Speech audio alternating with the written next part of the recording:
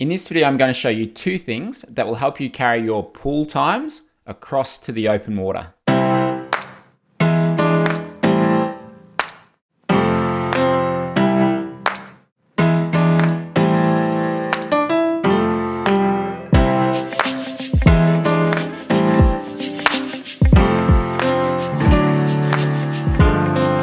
Hi, I'm Brenton. I'm a swim coach based in Australia, and I work with adult swimmers and triathletes to help them become faster and more efficient. One of the things that many athletes struggle with initially is carrying over any improvement that they get in the pool across to their triathlon races or their open water swim races. So in this video, I want to talk about two key changes that I'd suggest making for most people to make sure that they swim just as fast as they do in the pool when they go to the open water, if not faster. Now, most of the athletes that I work with will wear a wetsuit when they're racing if the option's there. And obviously that's beneficial because a wetsuit gives you extra buoyancy, allows you to sit higher, and is typically several seconds faster per 100 when it comes to wearing it versus not wearing it. Now, if you find that you still don't swim as fast in the open water with the wetsuit on, you're actually faster in the pool, then these two changes will most likely really help you make that transition. Now, the two changes that I see often being made by really good swimmers when they get into the open water is this. Number one, it's their breathing position. Number two, it's their style of freestyle.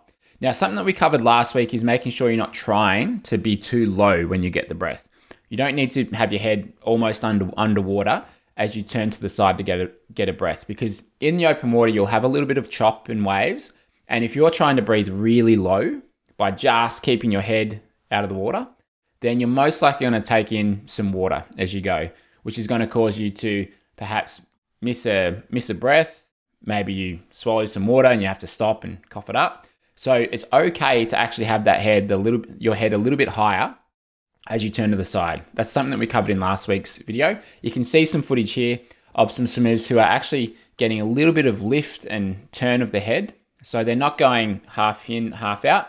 They've got the majority of their head out of the water, which can work really well in the open water. So that's the first thing we want to get in place. And I'll link to that video above so you can see the one that we looked at last week. So that's the first thing. Now, the second thing, and probably the more important one as well, is your style, your stroke, and a couple of changes that I see being really important here. Now, we find that a lot of really good open water swimmers tend to be asymmetrical with their stroke. When they hit the open water, they're not keeping even rotation and length to both sides. They're actually asymmetrical. One side is longer than the other. Now, if you have a look at some footage here, I'm just going to play this through. I want you to see if you can notice the asymmetry between the left side and the right side.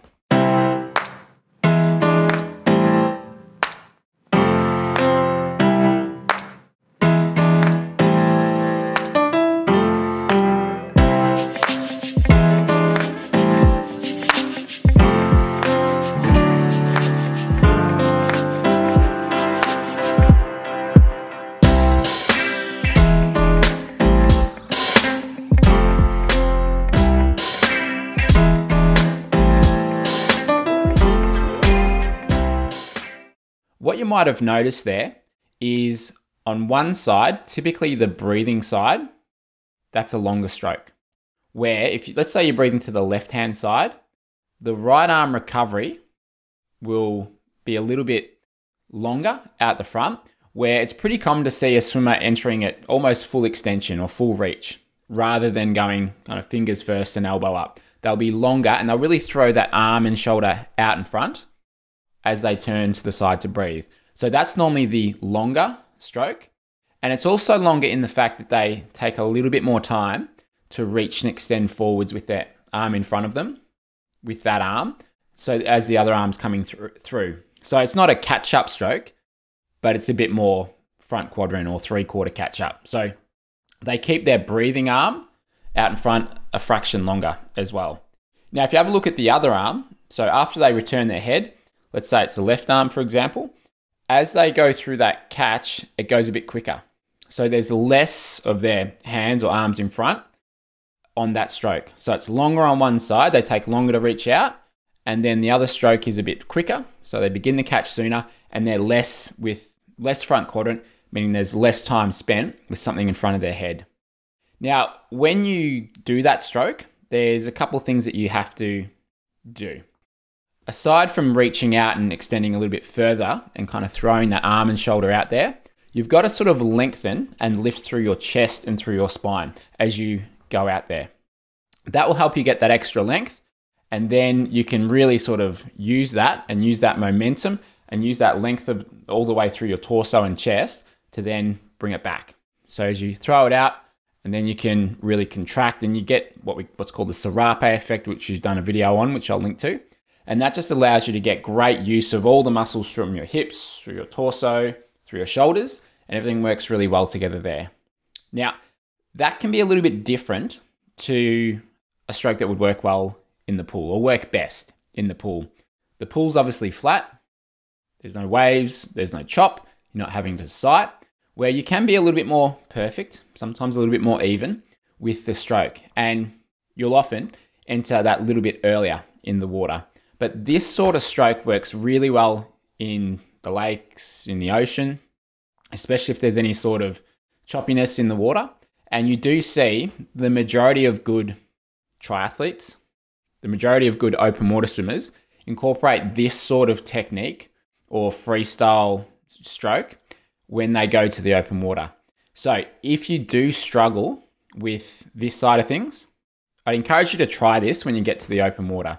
So it's almost this asymmetry. It's longer on one side, shorter on the other, but it's so much easier for most people, from my experience. So let me know how you go in the comments below. I'd love to hear your experience with this, or if this is something that you struggle with, let me know how things go next time you get to practice this. And we're putting together a module inside of our membership to help people develop this sort of style when it comes to the open water, because it's something that I'd say 25 to probably 50%, a quarter to half the people that I work with, initially this is something that they have trouble with. So we're putting together a module to include as part of our Effortless Swimming membership to help you develop this sort of style, which should be ready by the end of September. So hope you enjoyed this video. Let me know how you go in the comments below, and looking forward to hearing how things progress for you.